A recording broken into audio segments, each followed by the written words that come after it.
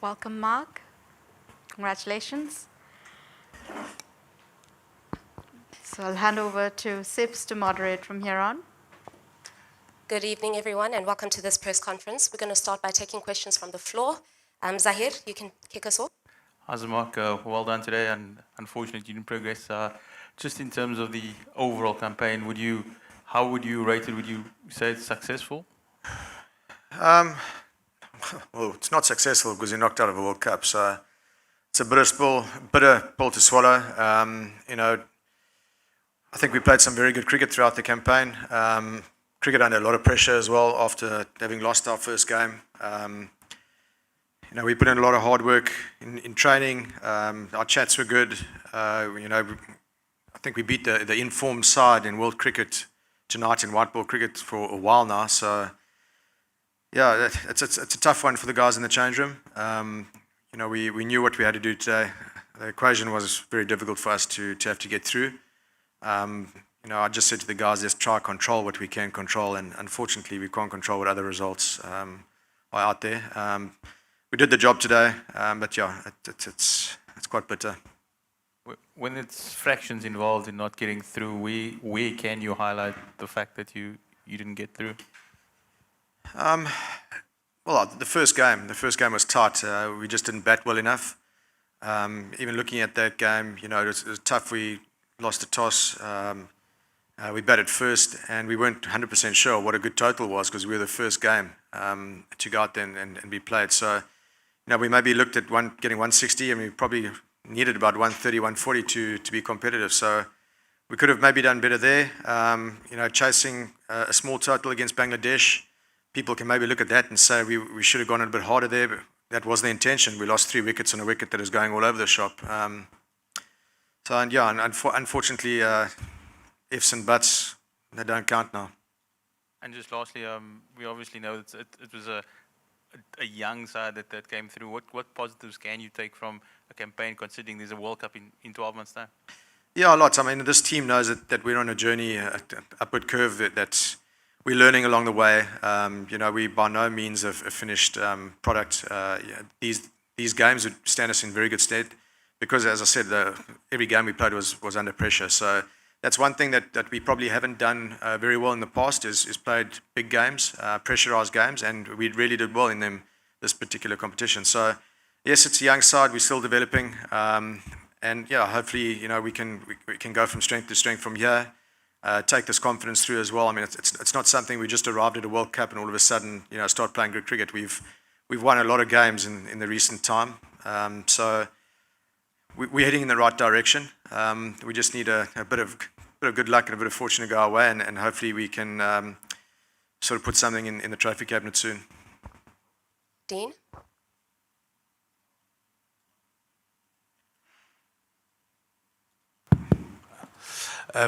It might be a bit raw, and everyone knows the kind of rules when you come into a tournament, but are you happy that net run rate is the tool that is used in this situation? As you mentioned, you beat England, and just because your defeat was a narrow defeat, I mean, is this the way to decide how and when teams go through? I think, come to all these competitions, there's different rules here and there. The biggest thing for me is we knew what the rules were before. And as long as there's clarity around there, then you've got to play what the rules are.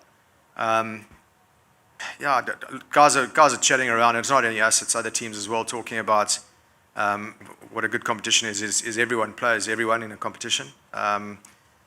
Look, I'm not here to make those calls. I'm a coach, and I've got cricketers that I've got to try and get going in the right direction. And we knew what the rules were, and unfortunately, we didn't pass the test. Unfortunately. And just from your experience, from what you saw out there, what do you think of England's chances going on from here? You called them the inform team in world cricket. Do you still think that they're tournament favourites? Yeah, look, they're very dangerous. We saw, I think 2 of our batters who batted really well today in Rassie and also in Aiden. They put in a good partnership, and even then we were still stretched right towards the end. So I'm sure most teams around the world have got a lot of respect for England's white ball team. They're a dangerous team. They've got some good bowling combinations as well. So yes, they're going to take some beating going forward in this competition. It's going to be interesting to watch. I mean, there are a couple of other good informed teams as well. And, Pakistan, everyone's been talking about them as well. So I think those are the two teams to beat. Australia, and I'm not sure if India or New Zealand are going to go through, or if even Afghanistan are going to go through, but I think it'll still be some very good close cricket on wickets that are getting pretty tough to play on. So not this one tonight, but I think the two venues that they're going to be using are going to be interesting scores. We'll move on to our Zoom audience, starting with Fidos, Ken, and then Telford. Thanks, Sips. I think you said it was my turn. But I realize that you're obviously disappointed, but considering the expectations going in, would you say that people should maybe just look at this team and think that they are improving and that things are getting better and it's not the kind of doom and gloom we had beforehand? Well, I've said that all along, that we are improving and we can look at the results. Since we were sort of given a directive that it's not just about getting games of cricket out there, it's about results as well. And I think it's before the West Indies. The guys have really played well and good cricket. So, as I said, it's not something that we've just come into a bit of form at a World Cup. We've been playing good cricket for quite some time. The guys, as I've said all along, they've upskilled. They've been learning how to play different situations as well, and they've got a lot of confidence. So. Yes, it's a team that, as I said, it's not the finished product, and hopefully we can get behind this group of players who are working really hard to try and get back to where we should be in world cricket. It doesn't happen overnight, but certainly there's a lot of effort going on behind the scenes to get us back to where we believe we should be and can be. Ken?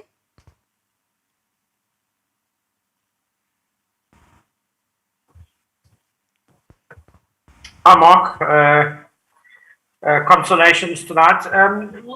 When you look back 1 year and look at where the team was back then, and especially in terms of the batting, there's another T20 World Cup in a year's time. How much do you think you guys are going to be able to take out of this tournament? And do you feel like if you guys improve as much as you have in the last year, where will we be in the next T20 World Cup? Yeah, look, players move around. Get some we can get some new guys coming through the system, and that. So it's quite difficult. A year ago, if you had a look at the makeup of this team, and you'd asked me to write down names, I probably wouldn't have had all of them. Yeah, I probably would have had some other names there as well. So cricket things change very quickly. So as long as the players around and in the system are willing to be challenged and willing to grow in their own particular games, then I do believe that, yes, we're heading in the right direction. Playing in World Cups is always exciting, and I think that next year's World Cup will be exciting as well. Last year, you said where we were last year. Last year, we weren't even playing cricket really. So it's just good to see that we've given quite a few opportunities to players within our setup, and the depth pool is quite big now. And it's nice as a coach and as selectors to be able to select different guys and give them opportunities and hopefully see one or two of them push for top spots in the first team. It just stands good for everyone, and especially for the players, it gives some good competition out there as well. So I think we're heading in the right direction. We just need to be nice and patient and keep challenging players, and players need to keep challenging themselves.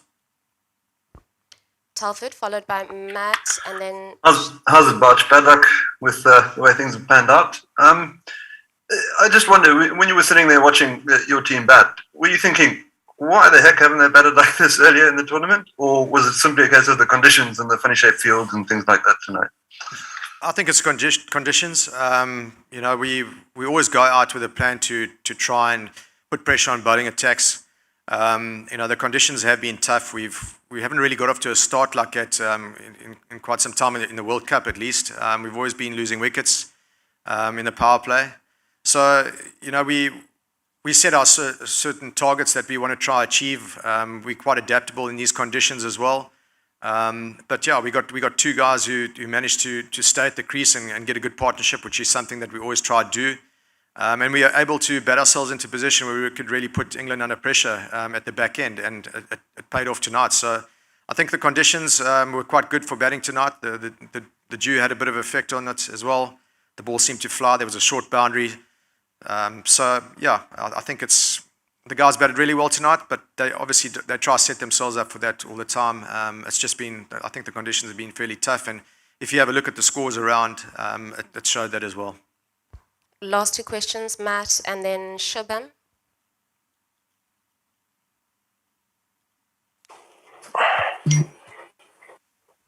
Matt Roller first, please. Hi, Mark. You mentioned the partnership between Rassie and Aiden. Could you speak a little bit about those two in turn, what you feel their strengths are, and I guess how positive it is to have those two developing into their roles heading into next year's World Cup? Yeah, look, Aiden especially, he was a sort of opening batter, and we actually made a conscious effort to try and get him in the middle order. I think he's strong enough to be able to clear boundary riders, and it was a bit of a risk that we took, but I mean he's shown that he's come through in that role as well, batting at number 4. I think both of them are very adaptable. There's certain times that we might have used Rassie at number 5. We just felt that in order to maximise the power play tonight, that we wanted him up front. So he showed that he can play both ways. So they had a very, very good partnership today, which is always going to be good because your best ball strikers, if they can spend a lot of time at the crease and put bowlers under pressure, you're always going to stand a good chance of winning a game. So I think the two of them, the way that they're striking the ball at the moment, Rassie had a fantastic 100, albeit in a warm-up game against Pakistan. The way that he hit the ball just showed that the good form that he's in. Yeah, it was very nice for him to get on the park today. He had a bit of a stiff neck this morning, so there was slight doubt whether he was going to play. So maybe that released the pressure a bit for him as well. So he went out and really just put the pressure on England. Shubham, and then we're going to finish with Zahir. Yeah. Hi, Mark. So my question is to you is that how that system of domestic circuit of South Africa from 6 teams to 16 teams will give a more chance to youngsters. So how do you think it will impact direct on the national side? You're talking about a domestic system? Yeah, from 6 teams to 16 teams. To be honest with you, I haven't even really thought about that. I've been so focused on trying to get the national team sort of going. So I think there's some clever heads back at home who are in control of that, and I'm sure that those decisions must have been made in order for us to become better as a nation in the game of cricket as well. So yeah, look, honestly, I haven't even thought about it yet. I think it's still very much in its starting stages, and I'm sure time will tell whether it's a good thing or maybe not too good. I think it just needs a bit of time to settle, and let's see what the results are.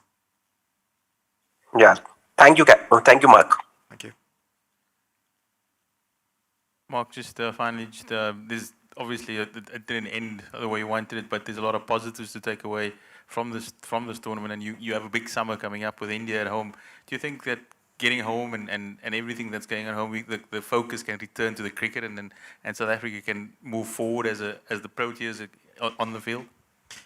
I hope so. It has been tough. It's been tough on this team. I know that we're finding the headlines for the wrong reasons, and hopefully, albeit we're out of a World Cup, I think there were some great positives to take from this, the way that the guys played, the passion that they showed, the energy as a team. I mean, the guys have been really close behind closed doors, and you can see it, just the way that they're playing out there.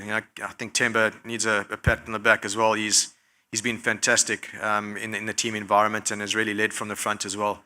So yes, this team is in a very good space at the moment. It might not come through in media every now and again, but I can guarantee you right now that they are very, very strong and they're together. And hopefully, it is reflecting on our performances. And hopefully, people can come and watch the guys and see it for themselves when we do get back home. Thanks very much, everyone.